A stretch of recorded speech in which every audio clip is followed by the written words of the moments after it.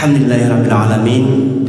Assalatu wassalamu ala asyrafil anbiya'i wal mursalin sayyidina wa maulana Muhammadin wa ala alihi wa ashabihi ajma'in. Amma ba'du. Rabbi shrah li sadri wa yassir li amri wahlul 'uqdatam min lisani yafqahu qawli. Bapak-bapak, ibu-ibu jemaah salat tarawih, salat isya yang dirahmati Allah Subhanahu wa taala. Alhamdulillah, marilah kita panjatkan puji syukur kepada Allah Subhanahu wa taala dan juga salam dan salam kepada Rasulullah sallallahu alaihi wasallam. Di mana kita pada malam hari ini sudah memasuki malam yang ke-20 dari bulan suci Ramadan.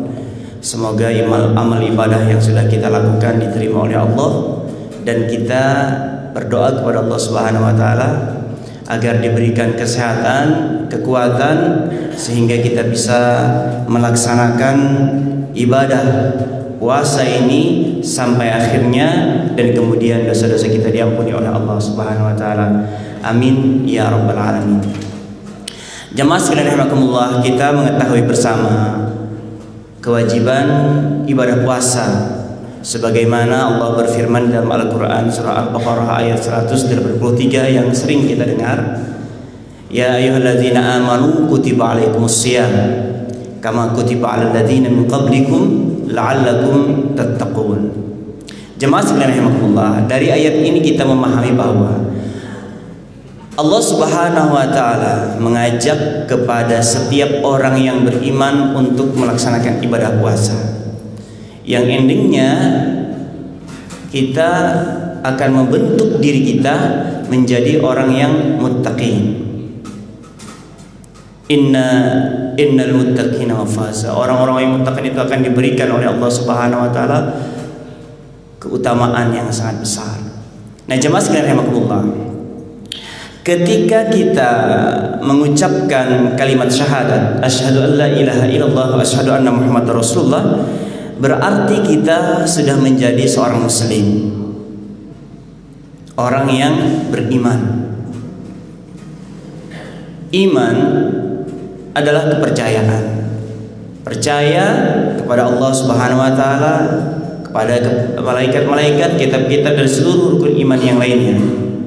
Lalu kemudian iman itu juga kita mengucapkan dengan lisan kalimat syahadat itu, lalu kemudian meyakini dengan hati kita, membenarkan dengan hati kita apa yang kita ucapkan, sehingga kita tidak menjadi orang munafik. Apa yang kita ucapkan dengan apa yang kita yakini itu senada, dan kemudian keyakinan yang senada itu harus kita buktikan dengan amal ibadah kita, aplikasikan dalam kehidupan kita. Kita beribadah adalah dalam rangka kita beriman kepada Allah Subhanahu wa taala. Dan jemaah sekalian rahimakumullah, kita beribadah juga adalah untuk keselamatan hidup kita. Bahkan tidak hanya itu jemaah sekalian rahimakumullah, kita hidup di dunia ini, kemudian kita berislam adalah untuk mendapatkan keselamatan dari Allah Subhanahu wa taala.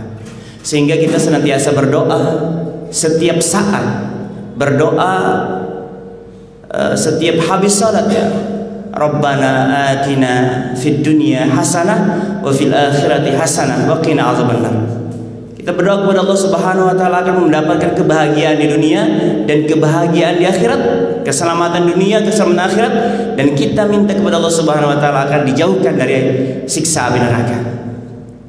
Itu kita senantiasa berdoa kepada Allah, ya. Allahumma ajirna minan nar. Kita dijauhkan dari api neraka. Bahkan dalam Al-Quran surah Tahrim juga disebutkan, ya, agar kita, ya ayyuhalladzina amanu qu anfusakum, hai orang-orang yang beriman, peliharalah dirimu, wa ahlikum, dan keluargamu, nara, dari siksa api neraka. Qu anfusakum wa ahlikum nara wa quduhan nas wal hijarah 'alaiha malaikatun ghiladun syidadun la ya'suna Allah ma amarahum wa yaf'aluna ma yu'marun. Di sini jemaah sekalian rahimakumullah, kita juga disuruh, diminta, yang harus kita selamatkan, yang harus kita perhatikan pertama adalah diri kita sendiri. Lalu kemudian kita memiliki kewajiban untuk juga menjaga keselamatan keluarga kita, orang-orang yang di bawah tanggungan kita, anak-anak kita, istri-istri kita. Nah, maka jemaah sekalian rahimakumullah, setiap amal ibadah yang kita lakukan, kita berislam, kita melakukan amal ibadah kepada Allah Subhanahu wa taala agar kita mendapatkan keselamatan di dunia dan juga keselamatan di akhirat. Orang muslim, tetapi jemaah sekalian rahimakumullah, tidak cukup hanya sebagai muslim saja. Karena banyak orang yang mengaku muslim tapi belum melakukan kewajibannya sebagai seorang muslim.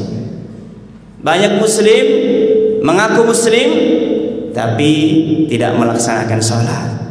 Banyak. Kemarin saya ketemu orangnya, muslim tapi tidak berpuasa, muslim tapi belum berpakaian layaknya sebagai seorang muslim atau muslimah. Maka jemaah sekalian rahimakumullah, yang diajak oleh Allah Subhanahu wa taala untuk melaksanakan ibadah puasa tidak cukup hanya dengan muslim saja, tetapi dia harus menjadi orang yang mukmin, orang yang beriman, iman yang sebenarnya kepada Allah Subhanahu wa taala. Ketika dia meyakini Allah sebagai Tuhannya, Nabi Muhammad sebagai nabinya, Al-Quran sebagai kitabnya, dan rukun Islam, rukun iman yang lainnya, maka ia akan tergerak hatinya untuk melaksanakan kewajiban dia sebagai seorang muslim. Dia sholat, dia berpuasa, dia melakukan rukun Islam yang lainnya, kebaikan-kebaikan yang lakukan. Tapi jemaah sekalian rahimakumullah, amal ibadah yang dia lakukan, taruhlah kita sebagai seorang muslim, kita sebagai seorang muslim, kita sebagai seorang mukmin, orang yang beriman kepada Allah. Yakinkah jemaah sekalian rahimakumullah bahwa amal ibadah yang kita lakukan itu diterima oleh Allah Subhanahu wa taala? Kita sholat, kita berpuasa, apakah puasa kita yang kita lakukan ini telah diterima oleh Allah Subhanahu wa taala? Karena saya pernah membaca riwayat jemaah sekalian, ada orang yang hidup 60 tahun dia sholat tapi tidak diterima sholatnya. Ini benar-benar kita harus perhatikan. Jangan-jangan sholat kita, ibadah kita selama ini belum diterima oleh Allah Subhanahu wa taala. Karena tidak cukup hanya dengan keimanan saja. Al-iman yazidu wa yanqus. Iman seseorang kadang naik kadang turun. Maka jemaah sekalian rahimakumullah, kita perlu mengoptimalkan amal ibadah kita. Kita perlu mengihsankan amal ibadah kita. Kita perlu membaguskan, memperbaiki setiap amal ibadah kita. Ketika kita sholat, berupaya untuk membaguskan bacaannya, membaguskan gerakannya, pakaiannya, tempatnya, dan semuanya. Ketika kita berpuasa, kita berupaya membaguskan puasa kita. Nah, sekarang jemaah sekalian rahimakumullah, taruhlah kalau ibadah kita udah bagus, sholat kita sudah bagus, baca Quran kita udah bagus, puasa kita demikian, juga amal ibadah yang lain udah bagus. Itu pun jemaah kita belum yakin bahwa amal itu akan diterima oleh Allah.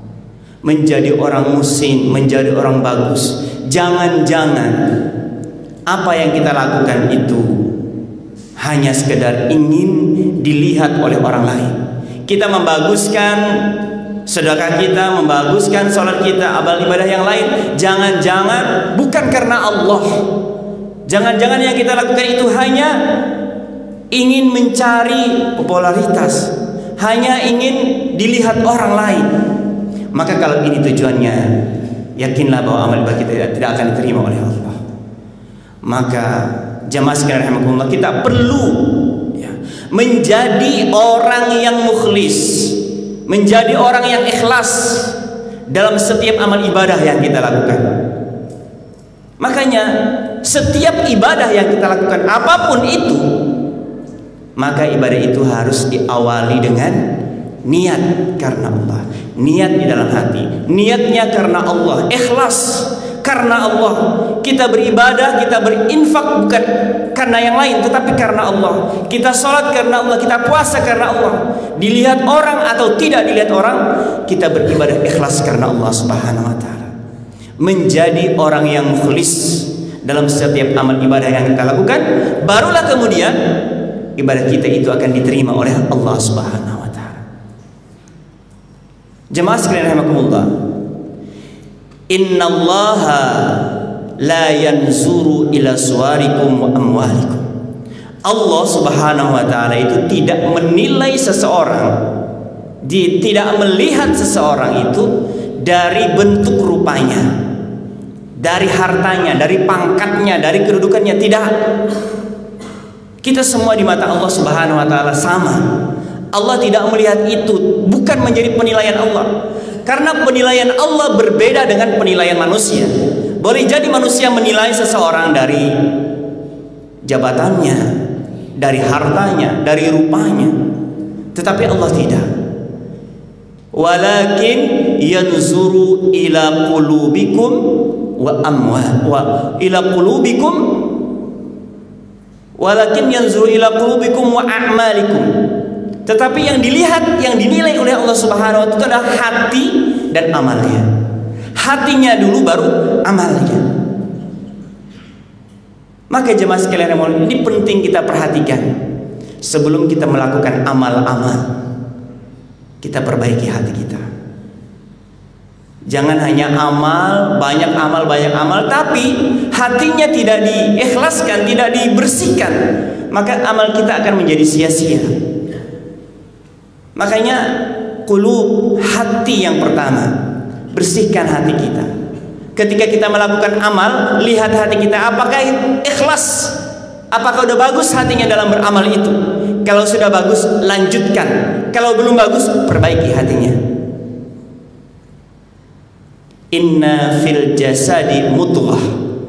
Di dalam fisik kita ini, dalam jasad kita ini ada segumpal daging. Idza salahat salahal jasad kullu. Apabila segumpal daging itu baik, maka baik seluruh tubuh kita. Wa idza fasadat fasadal jasad kullu.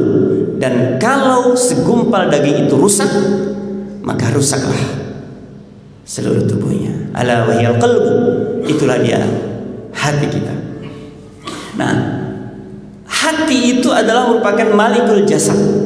Dia adalah rajanya jasad kita. Apapun yang diperintahkan oleh hati, maka fisik yang lain akan mengikutinya. Sehingga kita harus benar-benar menjaga hati kita. Jangan sampai kita kotori, jangan sampai hati kita ini kena debu. Ya, karena hati manusia itu ada 3 jenis. Ya. Ada namanya qalbun salim, hati yang sehat, hati yang selamat, hati yang dimiliki oleh orang-orang yang beriman, hati yang dimiliki oleh orang-orang yang muttaqin. Lalu kemudian ada qalbun marid, hati yang sakit. Ini hati yang sakit, hati yang berpenyakit, hati yang dimiliki oleh orang-orang munafik. Hati yang antara mulut dengan hatinya itu tidak bersesuaian. Ya, dan itu digambarkan oleh Allah Subhanahu wa taala dalam Al-Qur'an surah Al-Baqarah. Lalu kemudian yang ketiga, hati yang mati, hati yang tidak bisa menerima kebenaran. Itulah hati yang dimiliki oleh orang-orang kafir. Innal ladzina kafaru sawa'un 'alaihim a anzartahum am lam tunzirhum la yu'minun. Orang-orang kafir itu diberi peringatan ataupun tidak diberi peringatan, mereka sama saja, mereka tidak akan beriman. Khatamallahu ala qulubihim wa ala sam'ihim wa ala absarihim ghishawatu wa lahum 'adzabun 'azim. Allah telah mengunci mati, menutup ya pendengarnya, matanya, hatinya, dan itu tutup rapat-rapat sehingga mereka tidak bisa menerima kebenaran dan mereka akan mendapatkan azab yang sangat pedih dari Allah Subhanahu wa taala. Maka jemaah sekalian, mari kita beningkan hati kita, mari kita bersihkan hati kita, terlebih di bulan suci Ramadan ini. Orientasi utama kita adalah untuk kembali kepada Allah Subhanahu wa taala, untuk meminta ampun kepada Allah Subhanahu wa taala. Mari kita cermini diri kita, mari kita lihat penyakit-penyakit yang ada dalam hati kita. Kita kenali, lalu kemudian kita berupaya untuk mengobati hati-hati kita yang berpenyakit itu dengan banyak-banyak bertaubat dan beristighfar kepada Allah Subhanahu wa taala. Lalu kemudian kita beri nutrisi hati kita dengan qiyamul lail, dengan tilawah Al-Qur'an, dengan infak, dengan sedekah, dan dengan kebaikan-kebaikan lainnya, sehingga hati kita menjadi hati yang bersih, yang bisa menerima kebenaran, dan kita akan diselamatkan oleh Allah Subhanahu wa taala menjadi orang-orang yang muttaqin, orang-orang yang bertakwa kepada Allah Subhanahu wa taala, orang-orang yang merasa diawasi oleh Allah Subhanahu wa taala, sehingga kita takut melakukan kejahatan dan berupaya untuk mendekatkan diri kita selalu kepada Allah Subhanahu wa taala. Wallahu a'lam bissawab. Demikian apa yang bisa saya sampaikan. Terima kasih. Mohon maaf. Assalamualaikum warahmatullahi wabarakatuh.